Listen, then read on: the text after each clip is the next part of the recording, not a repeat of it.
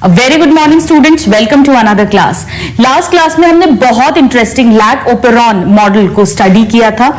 Students, हमने last class में पढ़ा था कि लैक ओपेरॉन जो है उस पर नेगेटिव कंट्रोल होता है, यानी कि नॉर्मल सिचुएशन में लैक ओपेरॉन का आई जीन रिप्रेसर प्रोटीन बनाता है जो ऑपरेटर जीन को ब्लॉक करके रखता है और ट्रांसक्रिप्शन ट्रांसलेशन नहीं होता, एंजाइम्स नहीं बनते क्योंकि लैक्टोज यानी इंड्यूसर अवेलेबल नहीं है।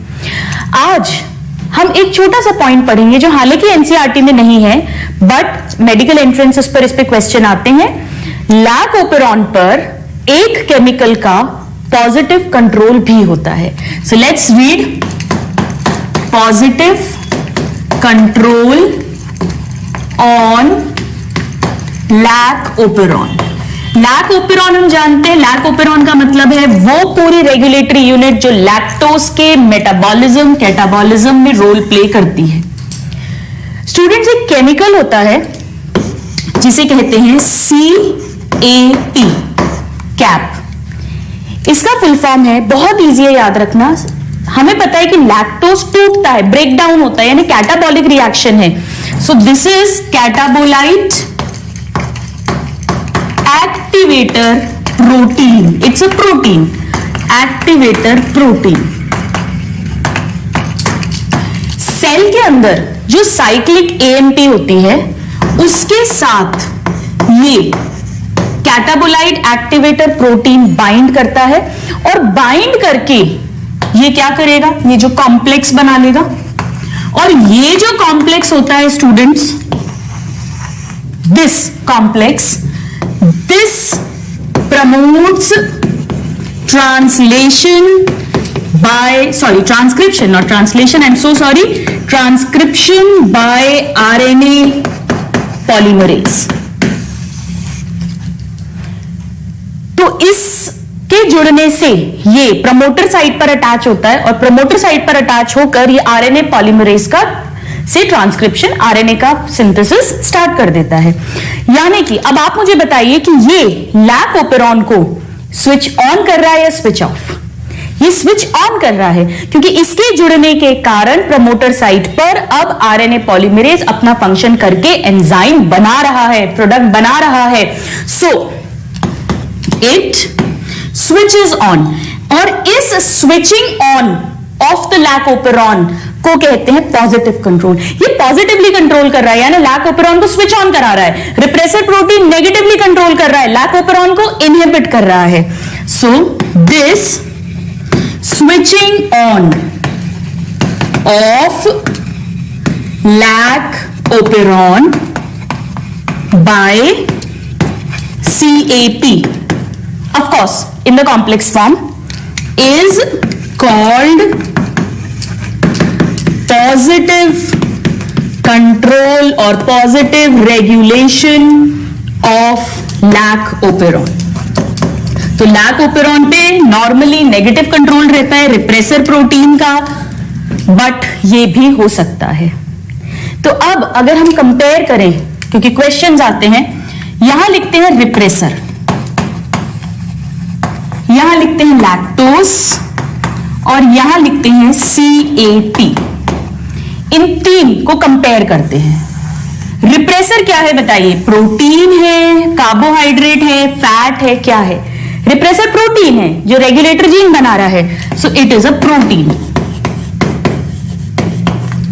राइट। लैक्टोज क्या है हमें पता है, lactose is a disaccharide, a carbohydrate made up of 1 unit of glucose और 1 यूनिट ऑफ गैलेक्टोज। और कैप क्या है? अभी अभी हमने देखा, इसके नाम में ही लिखा हुआ है, it is again a protein. Now repressor जो है ये कैसा कंट्रोल कर रहा है? नेगेटिव कंट्रोल, क्योंकि ये स्विच ऑफ करता है। So this switches of lac operon. तो हम क्या कह सकते हैं कि ये नेगेटिव कंट्रोल कर रहा है ऑन लैक ओपेरॉन, राइट। चलिए, अब कैप क्या कर रहा है? स्विच ऑन कर रहा है, अभी अभी देखा। So this switch on lac operon, यानी ये क्या कर रहा है? Positive control on lac operon. अब आते हैं लैक्टोज पे। लैक्टोज क्या करता था बताइए? लैक्टोज जो था वो जैसे ही मीडियम में आता था वो रिप्रेसर के साथ जुड़कर इसे इनहिबिट कर देता था। अब इसे ओ को, ऑपरेटर जीन को ब्लॉक नहीं करने देता था, यानी कि स्विच ऑन कर देता था। So this also switches on lac operon, और इसे हमने कहा था इंड्यूसर। याद है? Lactose and more specifically allolactose, right? So this acts like inducer. So this is all about the lac operon. अब हम मूव करेंगे सेकेंड टाइप ऑफ ओपेरॉन जो हमें स्टडी करना है, and that is tryptophan operon.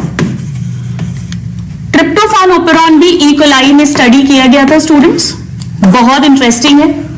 हम इसे कंपेयर करके पढ़ते हैं लैक ओपेरॉन के साथ ताकि आपको और अच्छे से समझ में आएगा। मैं इसको थोड़ा सा रब करती हूं।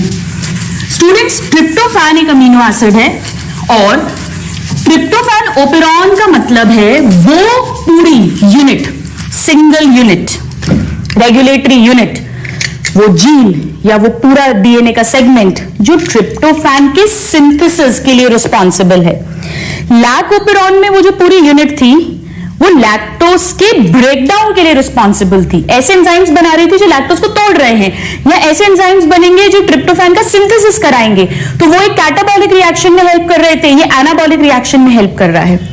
So let me right here, एक तरफ लिखते हैं लैक ओपेरॉन, अब इसको अंडरस्टैंड भी कर लेंगे, समझ लेंगे अच्छे से, और यहां कंपेयर करेंगे हम ट्रिप्टोफैन। इस तरह से शॉर्ट में लिखते हैं, लास्ट क्लास में बताया था operon. First point, lac operon क्या है? Gene segment which controls breakdown और hydrolysis of lactose. So it helps in catabolic pathway, whereas यहां पर एक प्रोडक्ट फॉर्म हो रहा है, टूट नहीं रहा। So the segment which controls synthesis of tryptophan, यानी ये एक एनाबॉलिक रिएक्शन में हेल्प कर रहा है। First point of difference. अब पहले मैं आपको बना के दिखाती हूं tryptophan operon. So the gene विच, या ओपेरॉन लिखते हैं क्योंकि इसमें ऑपरेटर जीन, प्रमोटर जीन, सारे जीन्स आएंगे। So operon which controls or regulates tryptophan synthesis. Now, lack operon में 3 स्ट्रक्चरल जीन्स थे, एक ऑपरेटर था, एक प्रमोटर था और एक रेगुलेटर जीन था। यहां पर एक ऑपरेटर, एक प्रमोटर, एक रेगुलेटर जीन तो है, पर साथ में 5 स्ट्रक्चरल जीन्स हैं। कैसा बनता है ये देखिए, ये ऐसा है। ये यहां पर अब हम इस रेगुलेटर जीन को आर लिखेंगे क्योंकि हम अभी पढ़ेंगे कि ये वहां क्या हो रहा था, जो रेगुलेटर जीन था उसे आई से डिनोट किया था क्योंकि वो इनहिबिट कर रहा था, वो रोक रहा था ट्रांसक्रिप्शन को। ये प्रमोट करेगा ट्रांसक्रिप्शन, कैसे देखते हैं अभी। फिर यहां पर एक ब्लैंक रहता है इस एरिया में, आपको नहीं डिटेल्स पढ़नी। फिर ये प्रमोटर, फिर ये ऑपरेटर, और अब 5 जीन्स है। कैसे लिखते हैं देखो, 1 2 3 4 5। पीछे से शुरू करते हैं, A B C D E। वहां भी उल्टा लिखा था, याद है आपको, A Y Z, जिया, मैंने आपको बताया था उसकी ट्रिक। और एक्चुअली इसे कैसे लिखा जाता है, TRTA, इस तरह से इसे डिनोट करते हैं। आप सिंपली इसको ABCD भी लिख सकते हो, ठीक है। अब नॉर्मल पोजीशन में क्या होगा, यहां पर आरएनए पॉलीमरेज होगा, हम जानते हैं। ये आरएनए पॉलीमरेज, ये ऑपरेटर इसको अलाउ करेगा ट्रांसक्रिप्शन, और ये पूरा स्ट्रक्चरल जीन है, 5 स्ट्रक्चरल जीन है। स्ट्रक्चरल जीन्स 5, ये पहले ट्रांसक्राइब होंगे तो mRNA बनाएंगे। कैसा mRNA होगा? अगेन वही पॉलीसिस्ट्रॉनिक mRNA, क्योंकि इस mRNA से 5 प्रोटीन्स या 5 पॉलीपेप्टाइड्स बनेंगे। सो this is polycistronic mRNA। Process same रहेगा, आप जानते हो, अभी तक रट चुका है। डीएनए से mRNA बन रहा है तो ट्रांसक्रिप्शन हो गया। अब इससे बनेंगे 5 पॉलीपेप्टाइड्स। सपोज करिए हम इसे E लिख देते हैं, डी, सी, बी और ए। ये जो दोनों अब इसका ये मतलब नहीं है 5 एंजाइम्स बन रहे हैं। वहां तो क्या था, Z ने बीटा गैलेक्टोसाइडेज बनाया था, Y ने परमेज बनाया था और A ने ट्रांस एसिटाइलेज। हमने उसकी ट्रिक भी पढ़ी थी, ब्लड प्रेशर ठीक है। बट यहां पर ये दोनों मिलकर बनाएंगे एंजाइम 1, पहला एंजाइम। ये बनाएगा एंजाइम 2 और ये दोनों मिलकर बनाएंगे एंजाइम 3। और ये तीनों एंजाइम्स जरूरी है for tryptophan synthesis. So they all are required for tryptophan synthesis. तो ध्यान रखिएगा, एंजाइम्स तो लैकोपेरॉन में भी 3 बनते हैं, यहां भी 3 बनते हैं, पर स्ट्रक्चरल जीन्स लैकोपेरॉन में 3 थे, Z, Y, A, और यहां पर 5 है। तो सेकेंड डिफरेंस ये हो गया कि इट हैज 3 स्ट्रक्चरल जीन्स, मैं शॉर्ट में लिख रही हूं, और यहां पर है 5 स्ट्रक्चरल जीन्स। ठीक है।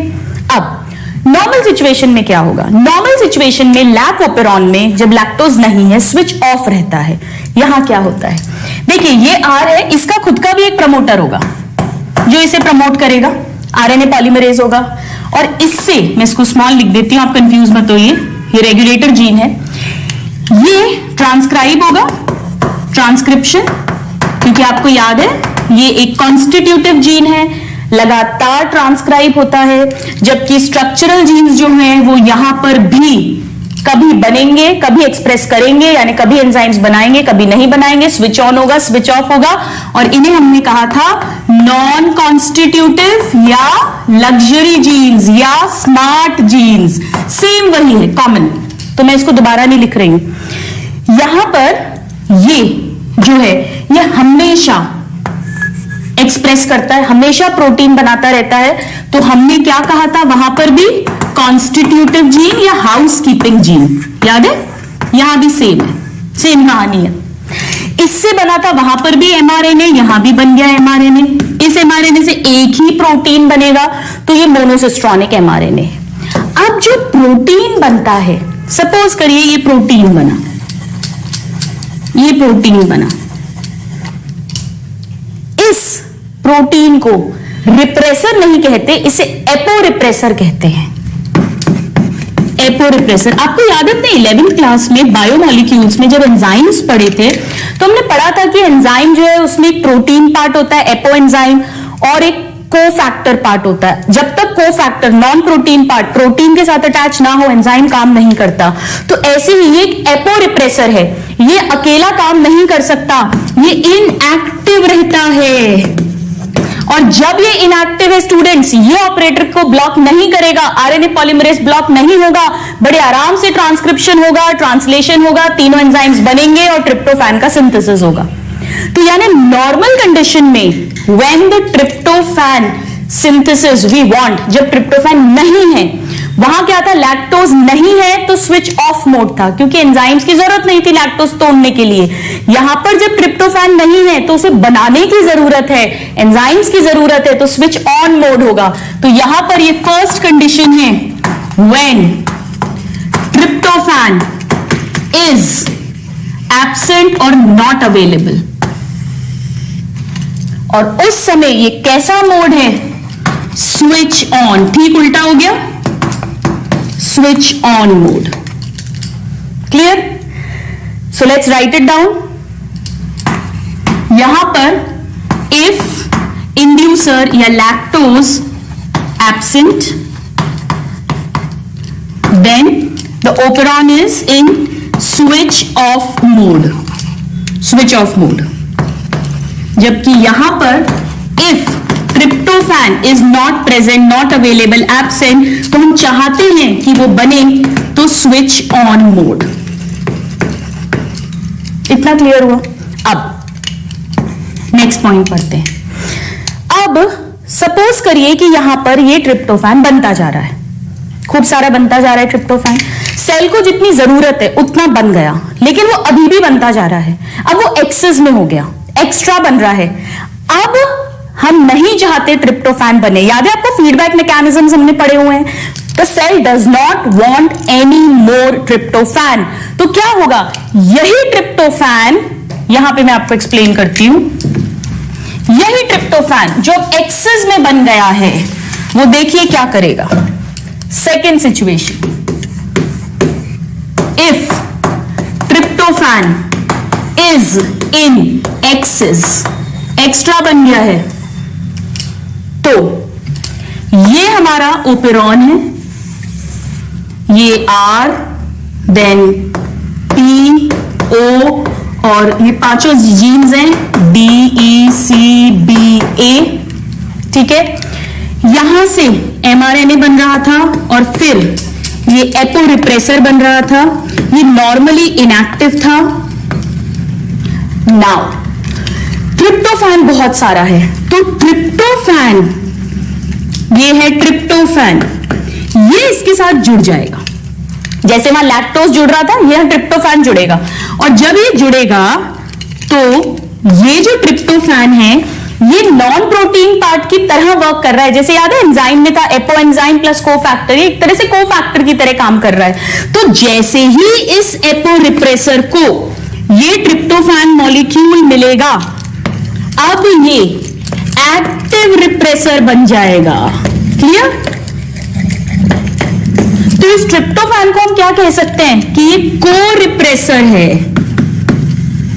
So what is active repressor? It is equal to aporepressor जो रेगुलेटर जीन बना रहा है हमेशा, बट नॉर्मली वो इनएक्टिव है। जब उसे ट्रिप्टोफैन मिला विच इज अ को रिप्रेसर, तो ये एक्टिव हो गया। और अब ये एक्टिव है तो इसका तो एक ही काम है, इसको तो कौन पसंद है, ऑपरेटर के साथ जाके अटैच होना पसंद है। तो बस अब ये यहां गया, इसने ऑपरेटर को किया ब्लॉक, ब्लॉक्स ऑपरेटर जीन, और जैसे ही ये ब्लॉक हुआ अब वापस से रोड पे ब्लॉक आ गया। आरएनए पॉलीमरेज वर्क नहीं कर पाएगा, ट्रांसक्रिप्शन नहीं होगा एंड ट्रांसलेशन नहीं होगा, एंजाइम्स बनने बंद हो जाएंगे, ट्रिप्टोफैन बनना बंद हो जाएगा, और यही तो हम चाहते हैं। So blocks O gene and this prevents transcription by RNA polymerase. तो लैक ओपेरॉन में लैक्टोज इंड्यूसर की तरह काम कर रहा था, स्विच ऑफ को स्विच ऑन करवा रहा था।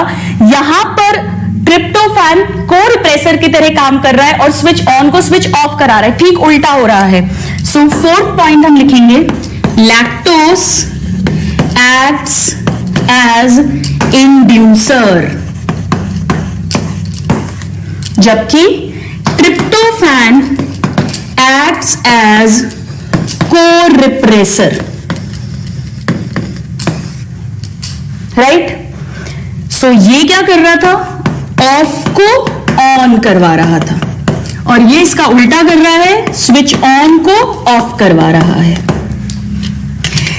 इसे हमने कहा था इंड्यूसिबल सिस्टम, क्योंकि लैक्टोज स्विच ऑन कर रहा है, इंड्यूस कर रहा है, बढ़ावा दे रहा है अपने जो एंजाइम्स है उनको बनाने के लिए।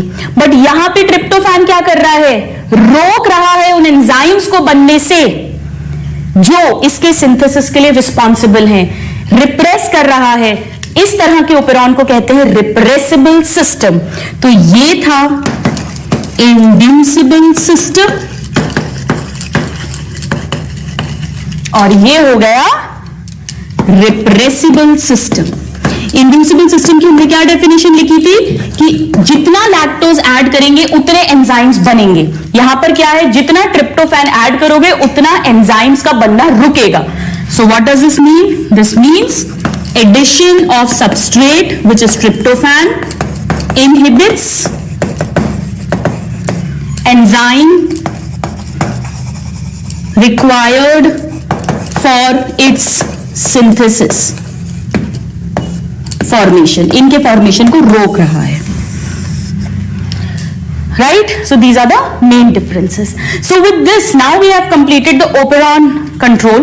Operon में हमने देखा स्टूडेंट्स की लैक ओपेरॉन जो आपके सिलेबस में है, बहुत इंटरेस्टिंग क्वेश्चंस आते हैं, अच्छे से याद होना चाहिए। दोनों ही ओपेरॉन्स में एक प्रमोटर है, एक ऑपरेटर है, एक रेगुलेटर है। लैक ओपेरॉन में 3 स्ट्रक्चरल जीन्स हैं, ट्रिप्टोफैन में 5 स्ट्रक्चरल जीन्स हैं, बट दोनों ही 3 एंजाइम्स बना रहे हैं। लैक ओपेरॉन लैक्टोज का कैटाबॉलिज्म उसे तोड़वा रहा है, यहां पर ये एंजाइम्स ट्रिप्टोफैन का सिंथेसिस करवा रहे हैं। Lac operon normally switch off है और ट्रिप्टोफैन नॉर्मली स्विच ऑन है क्योंकि लगातार ट्रिप्टोफैन को बनना है। लैक ओपेरॉन में जैसे ही लैक्टोज आएगा इंड्यूसर की तरह काम करेगा और स्विच ऑफ को स्विच ऑन करवा देगा। यहां जैसे ही ट्रिप्टोफैन एक्स्ट्रा बनेगा वो को रिप्रेसर की तरह वर्क करके एपो रिप्रेसर के साथ जुड़ के एक्टिव रिप्रेसर बना के स्विच ऑन को स्विच ऑफ में कन्वर्ट कर देगा। तो लैक ओपेरॉन एक इंड्यूसिबल सिस्टम है और ट्रिप्टोफैन ओपेरॉन एक रिप्रेसिबल सिस्टम है। दोनों के ही स्ट्रक्चरल जीन्स नॉन कंसेक्यूटिव है, यानी स्विच ऑन स्विच ऑफ हो रहे हैं, और दोनों के ही regulator gene is functional all the time, it is constitutive और housekeeping gene. Alright, so just note this and then we'll move on to the next topic. Students इसे learn करने के लिए, क्योंकि मेन क्वेश्चन यही आता है कि कौन सा नॉर्मली स्विच ऑन रहता है और कौन सा स्विच ऑफ। वैसे तो हमने इसका कंसेप्ट समझ लिया है, कंसेप्ट आप समझोगे तो कभी चीजों को भूलोगे नहीं, लेकिन फिर भी अगर एग्जाम में टाइम सेव करना है, आप इतना सारा रिकॉल नहीं कर पा रहे हो, तो एक बहुत सिंपल सी ट्रिक है, और ट्रिक है एक लोटा।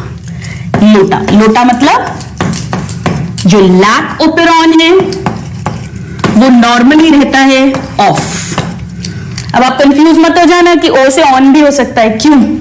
क्योंकि जो ट्रिप्टोफैन ओपेरॉन है वो नॉर्मली ऑन यानी एक्टिवेटेड रहता है, ऑन रहता है नॉर्मली। सो हमारी ट्रिक है लोटा। चलिए आइए अब हम नेक्स्ट टॉपिक पे पढ़ते हैं। स्टूडेंट्स अब जो मैं नेक्स्ट टॉपिक पढ़ाने वाली हूं बहुत इंपॉर्टेंट है, क्वेश्चन जनरली आता है और बड़ा थ्योरेटिकल टॉपिक है, रटने वाला टॉपिक है। कोशिश करूंगी आपको उसको समझा के पढ़ाने की, ताकि बहुत ज्यादा नहीं रटना पड़े।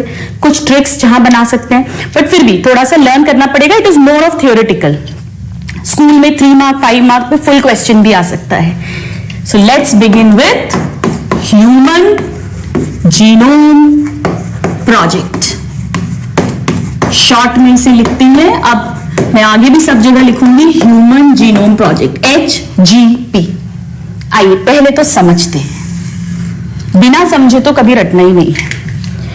ह्यूमन जीनोम क्या होता है? जीनोम मतलब हमें पता है हमारा वी आर डिप्लॉयड, हमारे हर सेल में 23 पेयर ऑफ क्रोमोसोम्स है, 22 पेयर ऑटोसोम्स है और 1 पेयर सेक्स क्रोमोसोम है, जो XX होगा फीमेल में और XY होगा मेल में। ये जो हैप्लॉइड सेट ऑफ क्रोमोसोम होता है उसे हम जीनोम कहते हैं। जो हमारे में 23 है, 22 + X या 22 + Y। अब साइंटिस्ट ने क्या किया, एक प्रोजेक्ट, एक मेगा प्रोजेक्ट बनाने की सोचा। अमेरिका ने सबसे पहले इसका स्टार्टिंग करी, दे गेव द थॉट।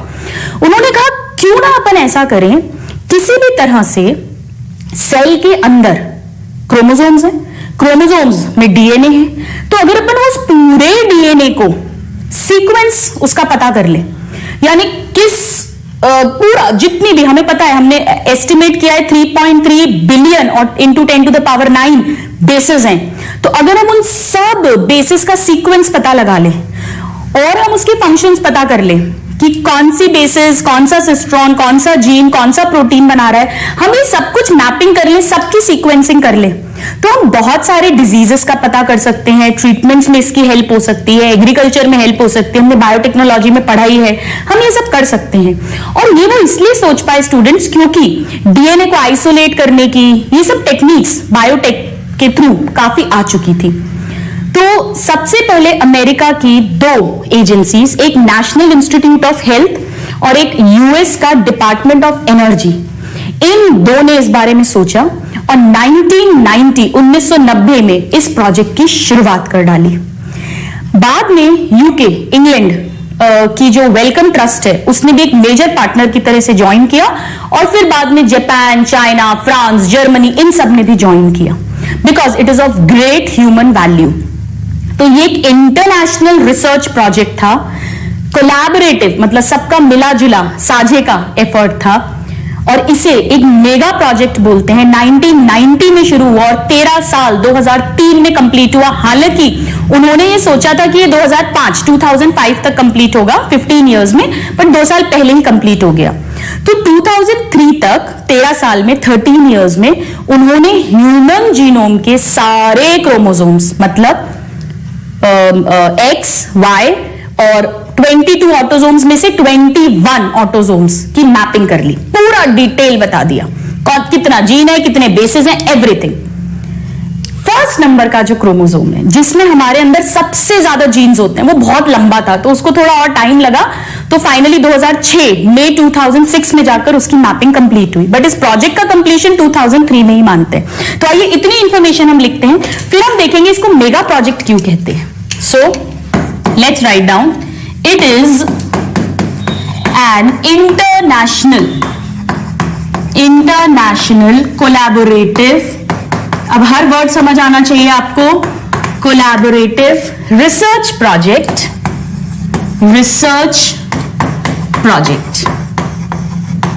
और मैं कह सकती हूं मेगा प्रोजेक्ट। मेगा मतलब बहुत बड़ा project, right? Very important. Now कब स्टार्ट हुआ है? इट स्टार्टेड या it was laid down in, direct questions हैं, 1990। शेड्यूल्ड कंप्लीशन कब था? इन्होंने कब सोचा था? एक्सपेक्टेड शेड्यूल्ड कंप्लीशन 15 साल में, यानी 2005। बट एक्चुअली कंप्लीट कब हो गया? But completed in 2003, that is in 13 years। तो अगर आपसे पूछेंगे ह्यूमन जीनोम प्रोजेक्ट कितने ड्यूरेशन के लिए था, तो 13 साल ही आंसर होगा। ये कंप्लीटेड और ये स्टार्टेड, दोनों इंपॉर्टेंट है। नाउ कौन से मेजर मेन पार्टनर्स कौन कौन थे? रटा होना चाहिए, डायरेक्ट क्वेश्चन है स्टूडेंट्स। सबसे पहले तो यूएस का डिपार्टमेंट ऑफ एनर्जी, से डीओई भी कहते हैं, so US Department of Energy, then US के ही नेशनल इंस्टीट्यूट ऑफ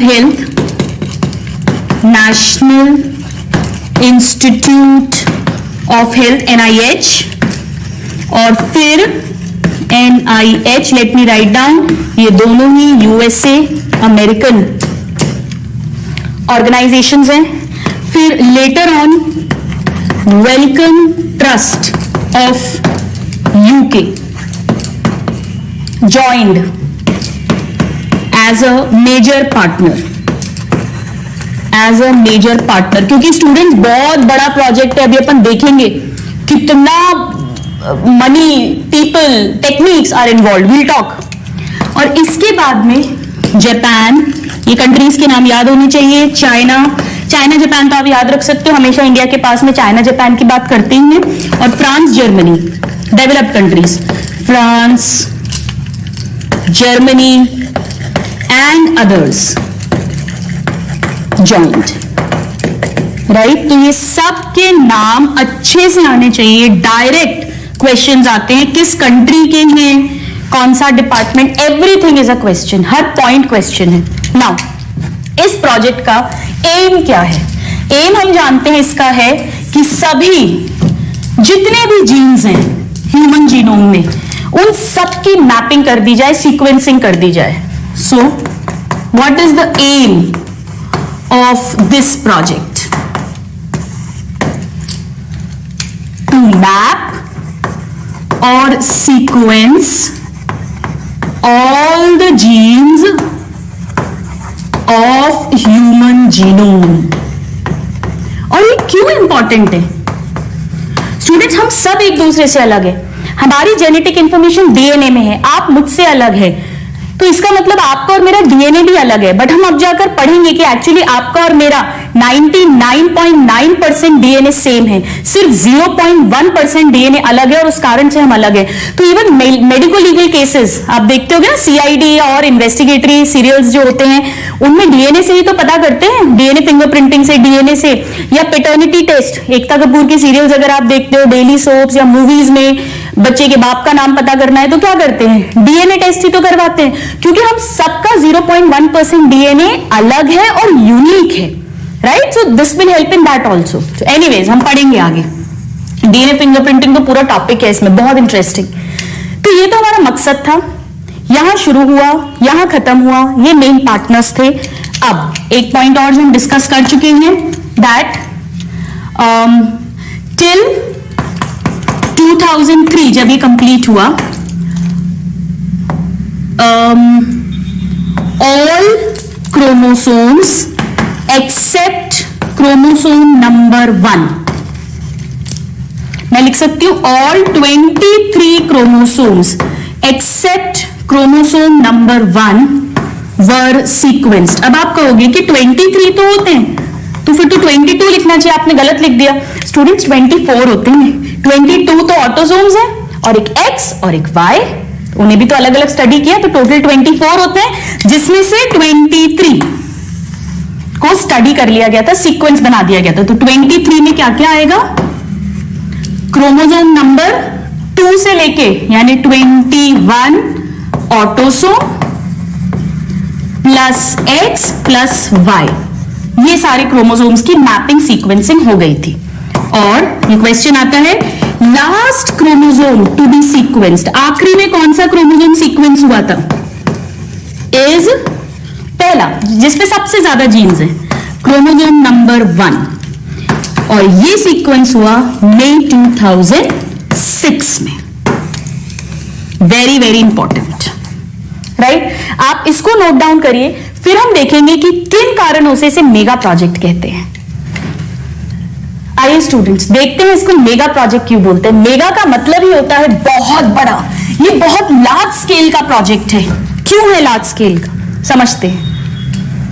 सो आपके स्कूल्स में भी एक एक दो मार्क में ये क्वेश्चन आ सकता है, why human genome project is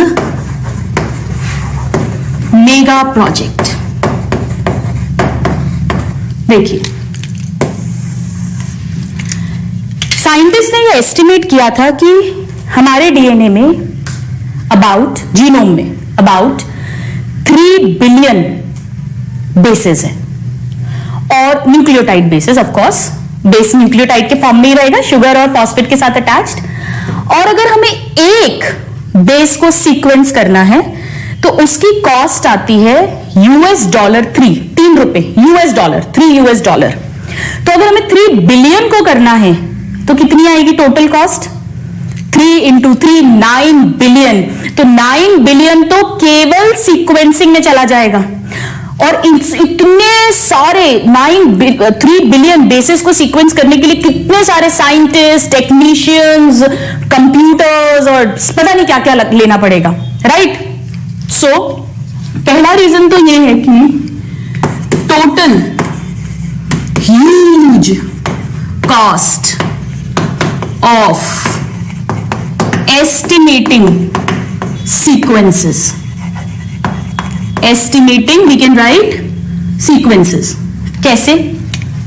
cost for sequence of 1 nucleotide base is equal to $3 So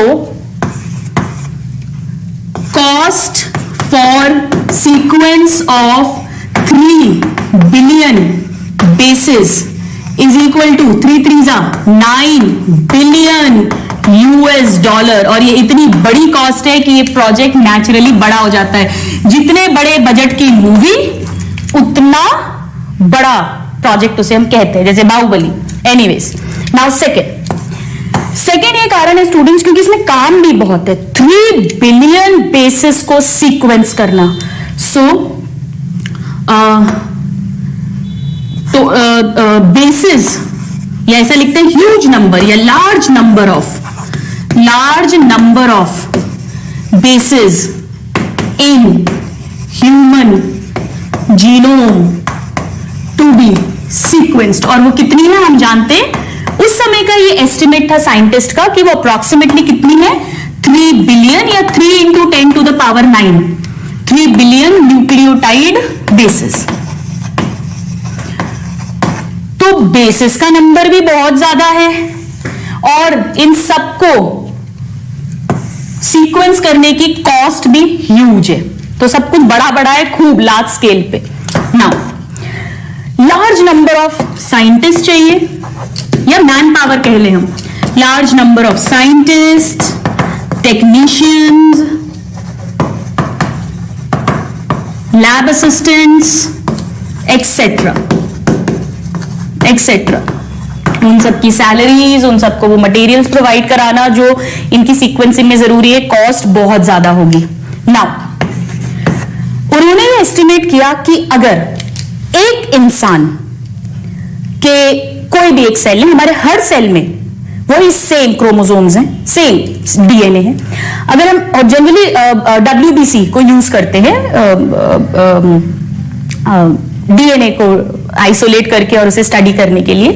तो अगर हम एक इंसान, सिंगल पर्सन का टोटल डीएनए जो है, जिसमें 3 बिलियन बेसिस हैं, अगर हम उसकी बेसिस को लिखना शुरू करें, जैसे AGCTUV तो होता ही नहीं है, CTTTTAGCCC, ऐसा अगर हम लिखना शुरू करें, तो एक इंसान के डीएनए सीक्वेंसेस को लिखने में, यानी 3 बिलियन बेसिस को लिखने के लिए 3300 ऐसी बुक्स लगेंगी, जिसमें हर बुक में 1000 पेज हो और हर पेज पे हम 1000 अल्फाबेट्स, लेटर्स लिख सके। मतलब ये एक है, AGGGCG, ऐसे 1000 लगातार लिखते जाएं और ऐसे 1000 पेजेस, तो एक बुक बनेगी। और ऐसी 3300 बुक्स, तब जाके एक इंसान के डीएनए सीक्वेंस को लिख पाएंगे। तो कितना सारा पेपर चाहिए।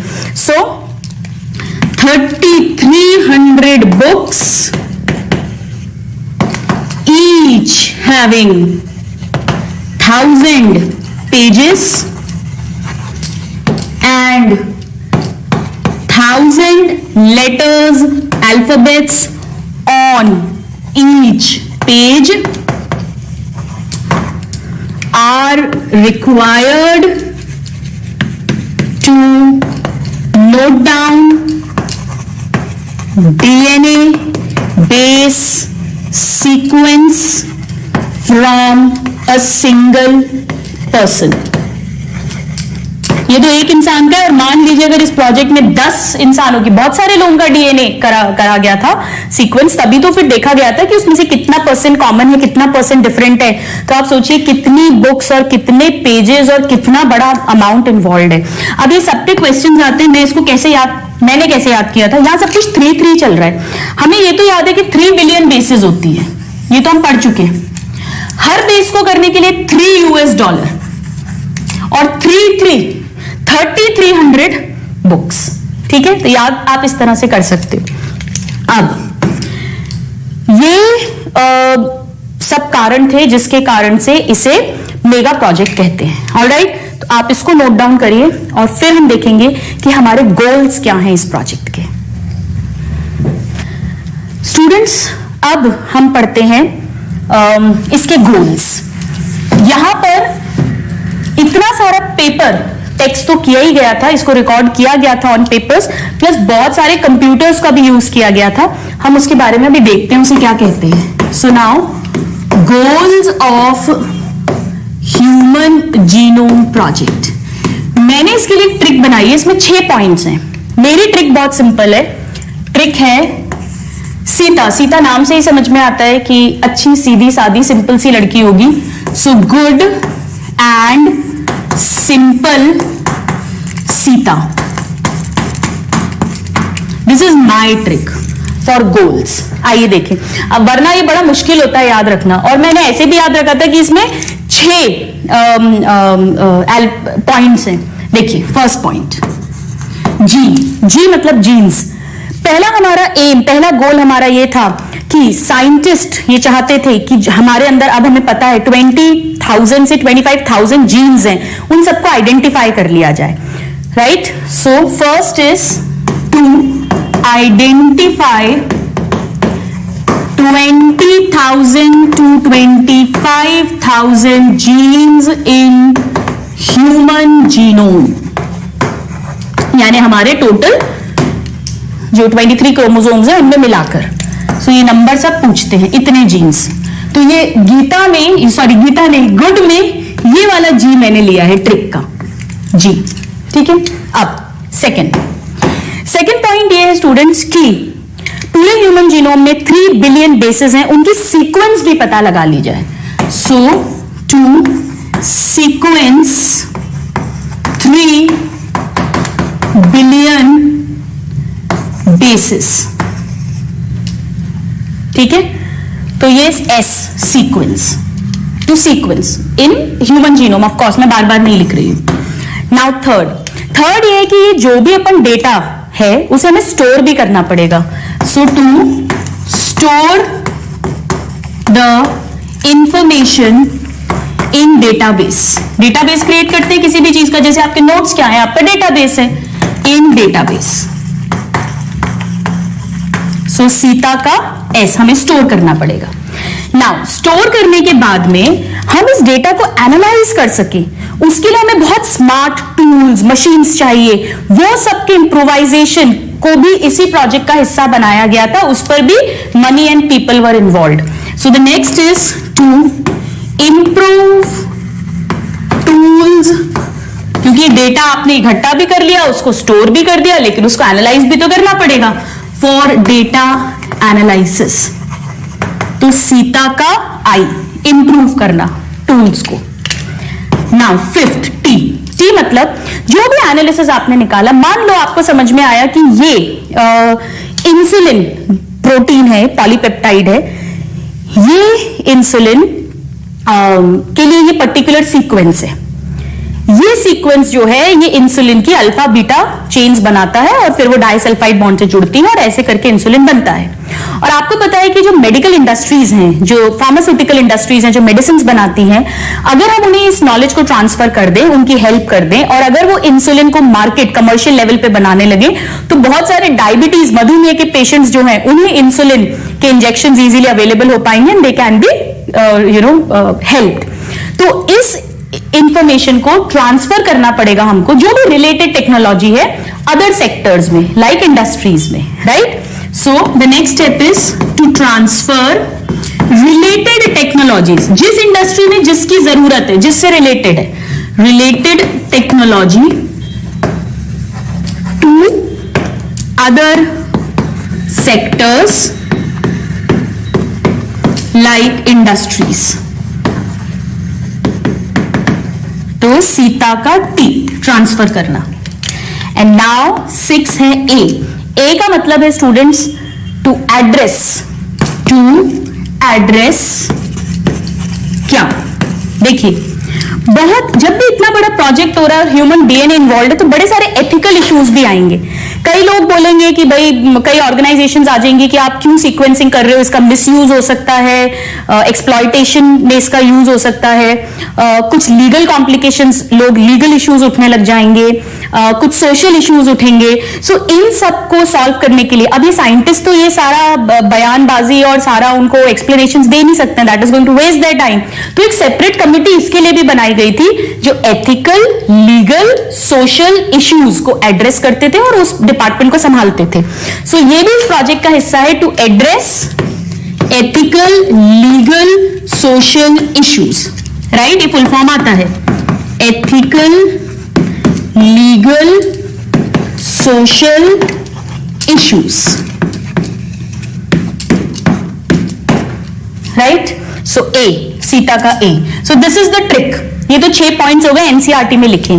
अब स्टूडेंट्स जब ये ह्यूमन जीनोम प्रोजेक्ट बढ़ रहा था, फल फूल रहा था, इट वॉज प्रॉस्परिंग, फ्लरिशिंग, तो वहां पर कंप्यूटर्स की जरूरत पड़ी और इस डेटाबेस को स्टोर करने के लिए, और ना सिर्फ स्टोर करने के लिए, एनालिसिस में भी बहुत बढ़िया हाई लेवल के सॉफ्टवेयर होते हैं जो बहुत जल्दी ये सीक्वेंसिंग और एनालिसिस में हमें हेल्प करते हैं, वरना मैन्युअली तो बहुत बहुत बहुत मुश्किल हो जाएगा। जैसे ताजमहल है, पता नहीं कितने सालों में बना था, बट आज एक स्काई स्क्रेपर बिल्डिंग बनानी हो हमें 20 फ्लोर्स की, तो भी हम जल्दी से बना लेते हैं, because we have those machineries which are run by various software etcetera.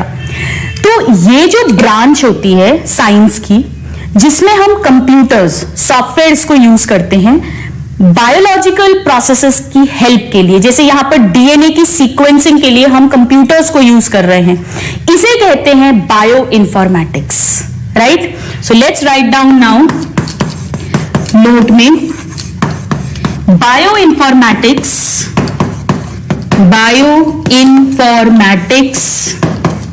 was developing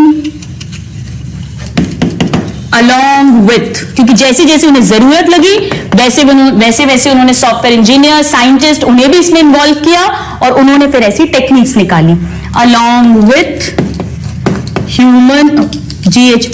human genome project, right? आप इतना नोट करिए, फिर हम पढ़ेंगे कि ये बायो इन्फॉर्मेटिक्स क्या है, जो मैंने अभी एक्सप्लेन किया उसे लिख देंगे। तो बायो इन्फॉर्मेटिक्स में हम क्या करते हैं? It is the use of high speed computational devices, यानी सॉफ्टवेयर, कंप्यूटर्स, डिवाइसेस फॉर, किस किस में काम आएंगे ये डिवाइसेस? डेटा को एक तो स्टोर करना, फॉर स्टोरेज, फिर जब भी जरूरत है तो उसे वापस रिट्राइव करना, रिट्राइवल, और फिर इवन एनालिसिस में भी, सीक्वेंसिंग में भी, and analysis of data. This is a line of NCERT, but कोई भी लाइन बिना समझे कभी नहीं रटनी है, वरना भूलेंगे ही भूलेंगे। याद तो करना है, लर्न करना है। I am not saying you don't have to learn, but only after understanding it. Please note this down. Students, ये हमने बात करी ह्यूमन जीनोम प्रोजेक्ट के गोल्स की। अब हम बात करते हैं कि इसमें मेथोडोलॉजी क्या यूज की गई थी। Let's talk about the methodologies used. Methodologies in human genome project. दो ओपिनियंस थे साइंटिस्ट के, टू अप्रोचेस, ऐसा लिख लेते हैं। There were two approaches. Approach number 1, कुछ साइंटिस्ट ने यह कहा कि हमें पता है यूकैरियोट्स में ह्यूमन जीनोम है, ह्यूमन जीनोम को स्टडी कर रहे हैं। यूकैरियोटिक सेल में स्प्लिट जीन्स होते हैं, यानी intron exon, intron exon. Exon coding part है और इंट्रॉन नॉन कोडिंग पार्ट है, ये हम पढ़ चुके हैं ऑलरेडी। तो उन्होंने ये कहा कि भाई इंट्रॉन्स को सीक्वेंस करने की जरूरत ही क्या है, आप सिर्फ एक्सॉन को सीक्वेंस करो, क्योंकि प्रोटीन सिंथेसिस में कौन रोल प्ले कर रहा है? एक्सॉन्स। यानी आप सिर्फ उन्हीं सीक्वेंसेस को टैग करो जो एक्सप्रेस होते हैं। टैग मतलब जैसे मैंने ये ड्रेस खरीदा है तो इस पे टैग आता है ना, जिसपे इसकी डिटेल्स होती हैं कि ये कौन सी कंपनी का है, इसका कितना रेट है। तो ऐसे ही सिर्फ उन्हीं सीक्वेंसेस को टैग करो, उन्हीं की डिटेल्स फाइंड आउट करो, लिखो, जो एक्सप्रेस होते हैं आरएनए पे। So that is called EST, और छोटा सा s मतलब एक्सप्रेस्ड, फुल फॉर्म आता है students, expressed sequence tags. Only tag those sequences which are expressed in RNA.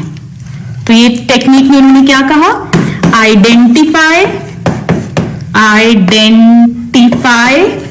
All genes which are expressed on RNA. Basically exons की बात कर रहे थे वो, ठीक है, जो एक्सप्रेस होते हैं।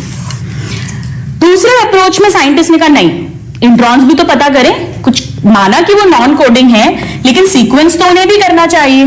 तो उसे कहते हैं, उस टेक्निक को, मेथोडोलॉजी को सीक्वेंस एनोटेशंस। मतलब पूरा का पूरा जीनोम, भले इंट्रॉन्स हैं, एक्सॉन्स हैं, सबको सीक्वेंस करेंगे. So this is sequencing of whole set of genome, whole set of genome having both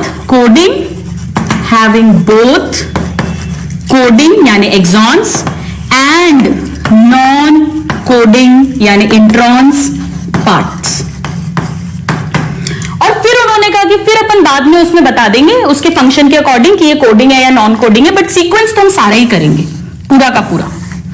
और यही टेक्निक एक्चुअली मेथोडोलॉजी इसमें यूज की गई थी. राइट नाउ कैसे करते हैं ये, उसकी अब हम बात करेंगे. आप इसको नोट डाउन करिए. अब स्टूडेंट्स ये कैसे करते हैं, इसकी डिटेल्स स्टेप्स हम नेक्स्ट क्लास में समझेंगे. बट अगर अभी हम स्टेप्स की बात करें तो इसमें क्या करते हैं. सबसे पहले सपोज मेरे डीएनए की सीक्वेंसिंग करनी है तो मेरा ब्लड लेंगे, उसमें मेरा एक डब्ल्यूबीसी लेंगे और मेरे डब्ल्यूबीसी में नेचुरली क्रोमोसोम्स होंगे, उसमें डीएनए होगा. डीएनए को आइसोलेट कर लेंगे. सो आइसोलेट डीएनए फ्रॉम सेल.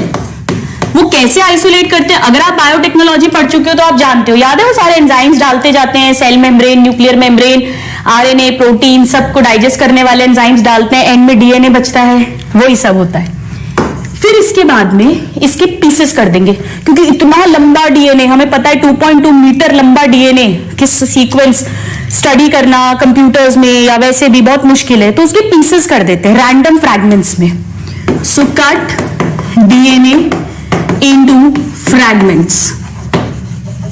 और अगर बायोटेक्नोलॉजी का चैप्टर पढ़ चुके हो तो रेस्ट्रिक्शन एंडोन्यूक्लियस एंजाइम्स है जिनसे इसे कट किया जाता है. कट करने के बाद में एक वेक्टर यूज करके इस डीएनए के पीसेस को होस्ट के अंदर ट्रांसफर करते हैं. होस्ट जनरली बैक्टीरिया या यीस्ट लेते हैं, क्योंकि बहुत जल्दी मल्टीप्लाई करते हैं तो हमें बहुत थोड़ी सी देर में अपने डीएनए फ्रैगमेंट की बहुत सारी कॉपीज मिल जाएंगी. Right. So next step is cloning of DNA in suitable host with suitable vector. बहुत इंपॉर्टेंट है, डायरेक्ट क्वेश्चन आता है. होस्ट क्या होता है, कौन सा कॉमनली यूज्ड है, बैक्टीरिया एंड यीस्ट. और वेक्टर्स, अगर आप बायोटेक पढ़ चुके हो तो आपको ये सब समझ आ रहा होगा, नहीं तो अभी समझने की जरूरत नहीं है, बायोटेक में हम पढ़ेंगे. वेक्टर्स यूज करते हैं bacterial artificial chromosome and yeast artificial chromosomes. तो क्लोनिंग कर ली.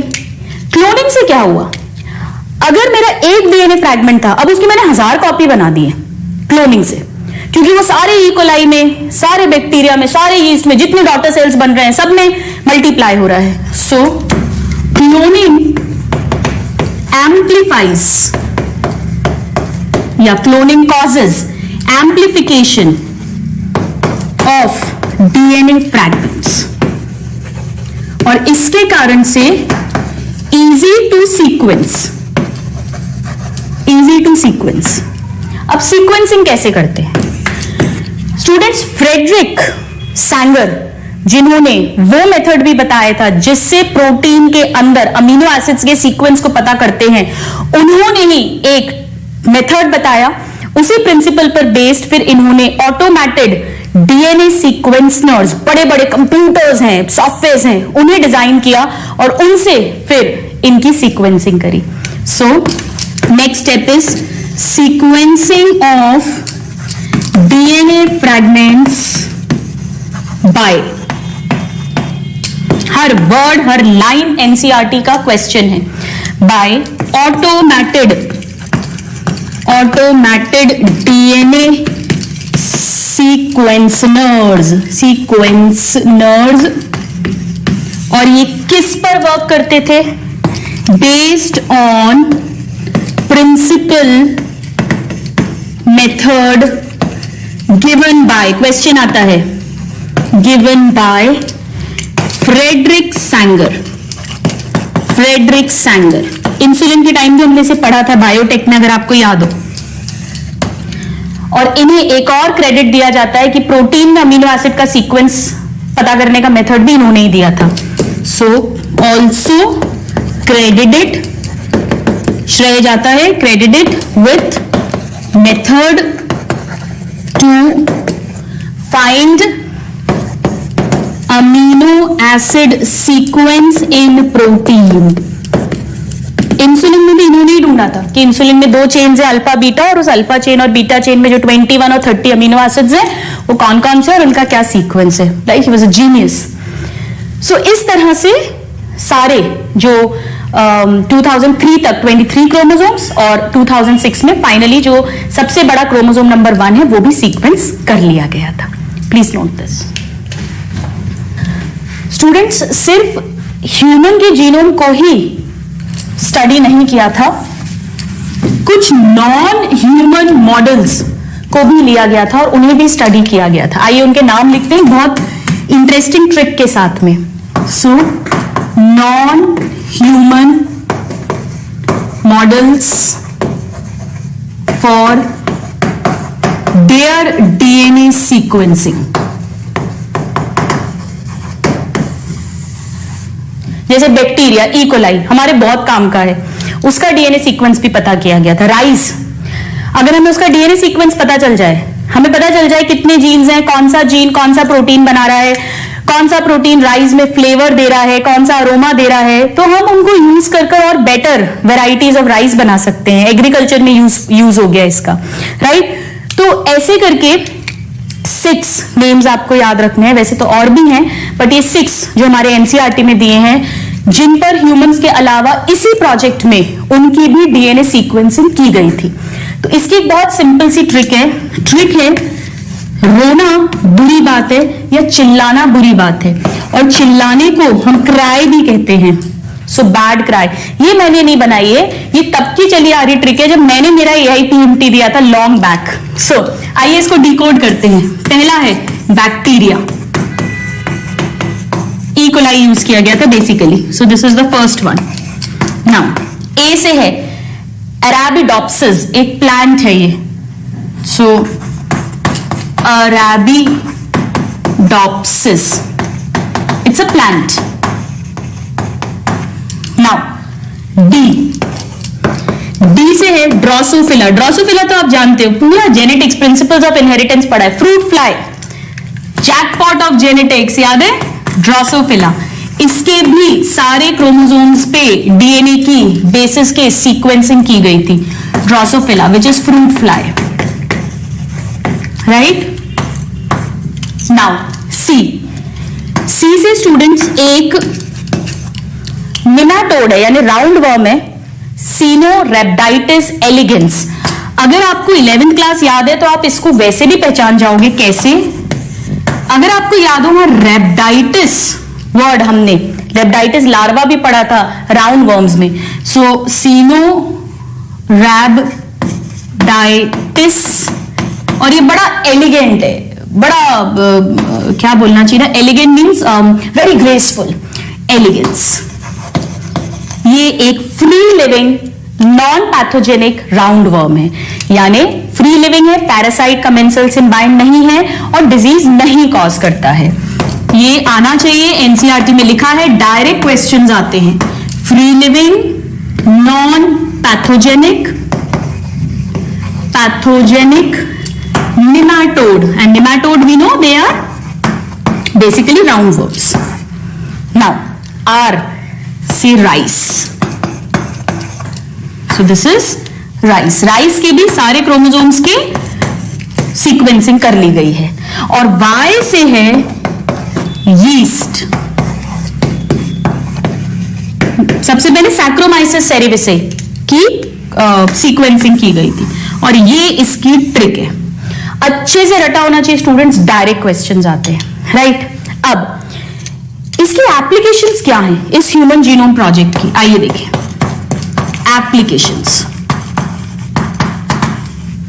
ऑफ ह्यूमन जीनोम प्रोजेक्ट, कैसे हम इसे यूज कर सकते हैं.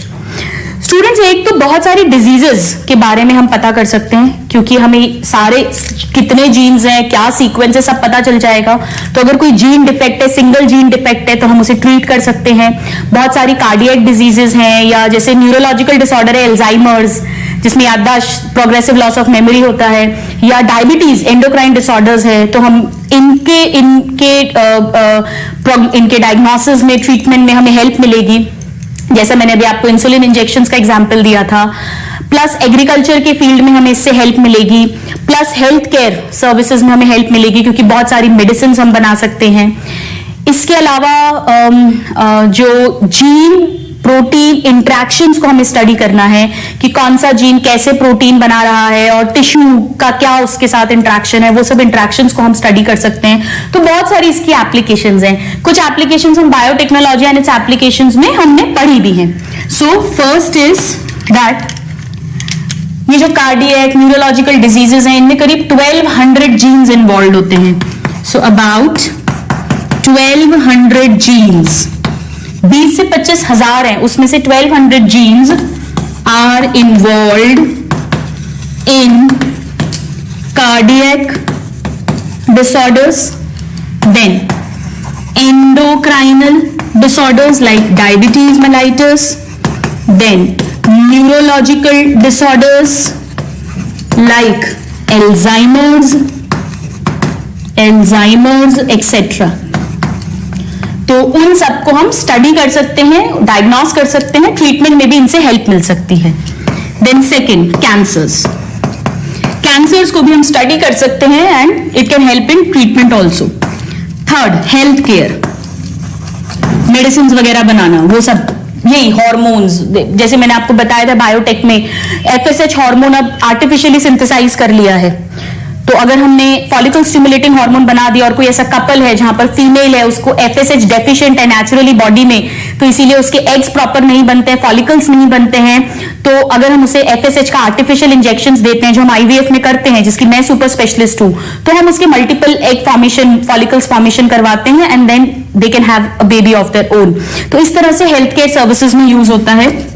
Then in study of gene, protein, tissue, organ interaction, क्या इंट्रैक्शन है इन सबका, जैसे फॉर एग्जांपल इंसुलिन की बात करें तो इंसुलिन देखिए पूरे 23 क्रोमोसोम्स हर सेल में है, यानी 46 क्रोमोसोम्स। तो फिर ऐसा क्यों होता है कि पैनक्रियास के बीटा सेल में ही इंसुलिन बनता है? इंसुलिन तो हमारे डब्ल्यूबीसी को भी बनाना चाहिए, क्योंकि इंसुलिन जिस क्रोमोसोम पर इसका जीन है, वो क्रोमोसोम, वो जीन, वो तो डब्ल्यूबीसी के अंदर भी है, पर वो अपने आप को एक्सप्रेस वहां नहीं करता। तो कौन सा जीन कौन सा प्रोटीन बनाएगा, वो किस टिश्यू में, किस ऑर्गन में कब एक्सप्रेस होगा, ये सब पूरे इंटरेक्शंस को भी हम स्टडी कर सकते हैं with the knowledge that we have gained from this project. Alright, then agriculture की फील्ड में जैसे अभी देखा हमने राइस, अरेबिडोप्सिस, ये जो प्लांट्स के जीनोम को हमने सीक्वेंस कर लिया है। Then energy production etcetera, right. So सीधा some of the applications, please note this. Students इसमें एक एप्लीकेशन और लिख लेते हैं, मैंने आपको हालांकि एक्सप्लेन तो वो कर दी थी अभी, and that is single gene defects can be corrected. जैसे फॉर एग्जाम्पल अगर कोई जीन है जो किसी इंसान में पैदाइशी बाय बर्थ फॉल्टी है, डिफेक्टिव है, तो उसका एंजाइम प्रोटीन भी नहीं बन रहा है और उस कारण से उसे कोई डिजीज है, तो अगर हमें पता चल गया कि उस प्रोडक्ट को, उस प्रोटीन को बनाने वाला ये जीन है और इसका ये सीक्वेंस है, तो अगर हम उसे आर्टिफिशियली लैब में कर ले, या हम कैसे भी उसका कोई दूसरा सेल, आपको याद है मैंने पढ़ाया था आपको skid, severe combined immuno deficiency, अगर आप बायोटेक का चैप्टर पढ़ चुके हैं एप्लीकेशंस वाला, तो severe combined immunodeficiency AIDS की ही तरह एक इम्यूनो डेफिशिएंसी डिसऑर्डर है, बाय बर्थ होता है। उसमें एक प्रोडक्ट नहीं बनता है जिसके कारण से हमारा इम्यून सिस्टम इनहिबिट हो जाता है। तो साइंटिस्ट ने क्या किया, उस पेशेंट के लिम्फोसाइट्स निकालते हैं और उनके अंदर आर्टिफिशियली इस जीन को इंट्रोड्यूस कर देते हैं और फिर वो प्रोडक्ट बनाता है and that person can live. Otherwise मैंने आपको बताया था छोटे छोटे बच्चों को पूरा एस्ट्रोनॉट की तरह सूट्स पहना के रखा जाता है, in space babies, bubble babies बोलते हैं, ताकि इतना ज्यादा इंफेक्शन ना हो, नहीं तो दे कैन डाई, इतना पुअर हो जाता है immune system, right? So even they can be corrected. तो बहुत सारे डिसऑर्डर्स के डायग्नोसिस में, ट्रीटमेंट में ये हमें हेल्प करता है। So these are the various applications. Students, आज हमने ओपेरॉन, ट्रिप्टोफैन ओपेरॉन पढ़ा, positive control of lac operon पढ़ा। हमने ह्यूमन जीनोम प्रोजेक्ट्स में सब कुछ पढ़ लिया है, बट एक बहुत इंपॉर्टेंट हिस्सा नहीं पढ़ा कि आखिर इस ह्यूमन जीनोम प्रोजेक्ट की फाइनल फाइंडिंग्स क्या थी, इसके सेलिएंट फीचर्स क्या थे। हमने ये देखा, ये 1990 में शुरू हुआ, 2003 में एंड हुआ, क्रोमोसोम नंबर 1 2006 में मैप हुआ। हमने देखा कौन कौन सी कंपनीज इसमें इन्वॉल्व हैं, DOE of US, National Institute of Health of US, UK का Wellcome Trust, Japan, China, France, Germany, ये सब इन्वॉल्व हैं। हमने ये भी देखा कि इसे मेगा प्रोजेक्ट क्यों कहते हैं, क्योंकि huge cost of 9 billion for sequencing of basis involve है। इसमें 3 बिलियन बेसिस को सीक्वेंस करना है, 3300 बुक्स लगेंगी, हर किताब में 1000 पेजेस, हर पेज पे 1000 letters. So it's a huge mega project. हमने ये भी देखा कि कौन से नॉन ह्यूमन मॉडल्स की सीक्वेंसिंग करी गई है, क्या इसकी एप्लीकेशंस हैं, इसके गोल्स क्या हैं, वो 6 गुड एंड सिंपल सीता में। बट हमको ये नहीं पढ़ा हमने आज कि आखिर इससे फाइनल रिजल्ट्स क्या निकले थे। उन रिजल्ट्स को ही तो फिर हम एप्लीकेशन में यूज कर रहे हैं। तो वो जो सेलिएंट फीचर्स हैं, इसके 9 सेलिएंट फीचर्स हैं which are very very very important, that we'll discuss in the next class. यहां पर बस एक पॉइंट आपको बताना चाहती हूं, ह्यूमन जीनोम प्रोजेक्ट से रिलेटेड नहीं है, but I forgot to tell you students, जब भी हम कोई भी ओपेरॉन पढ़ते हैं, चाहे वो लैक ओपेरॉन हो, चाहे वो ट्रिप्टोफैन ओपेरॉन हो, ऑपरेटर और रेगुलेटर जीन स्पेसिफिक होते हैं। मतलब ऐसा नहीं है कि जो आई जीन है लैक ओपेरॉन का, वो जाकर ट्रिप्टोफैन ओपेरॉन के ऑपरेटर को ब्लॉक कर दे, ऐसा नहीं होगा। या ऐसा नहीं है कि जो इनएक्टिव रिप्रेसर प्रोटीन ये बनाता है ट्रिप्टोफैन ओपेरॉन का रेगुलेटर जीन, वो O gene of lac operon को इनहिबिट ही ना करे और उसका वो चलता रहे। तो ये स्पेसिफिक है, हर ओपेरॉन का स्पेसिफिक ऑपरेटर जीन होगा और स्पेसिफिक रेगुलेटर जीन होगा। सो this is very important. Each operon, please excuse me कि मैं आपको वहां नहीं लिखवा पाई हूं, बट इसको नोट कर लीजिए अपने नोट्स में। Each operon has a specific operator gene and specific regulator gene. Regulator gene ये फिक्स रहेगा, वो सीक्वेंस फिक्स होगा। ऑलराइट, सो आज की क्लास यहीं खत्म करते हैं। नेक्स्ट क्लास में देखेंगे ह्यूमन जीनोम प्रोजेक्ट के salient features and we'll begin with DNA fingerprinting. Till then, a very happy learning and have a good day. Thank you.